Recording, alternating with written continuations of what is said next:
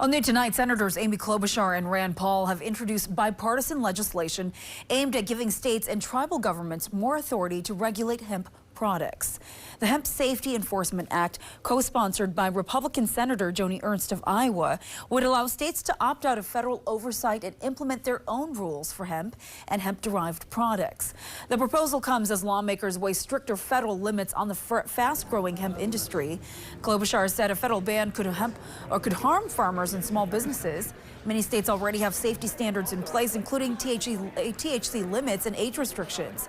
As we reported, breweries and tap rooms in Duluth have less than a year to comply with a new federal ban when THC drinks become federally illegal, potentially decimating the craft brewing industry in Minnesota.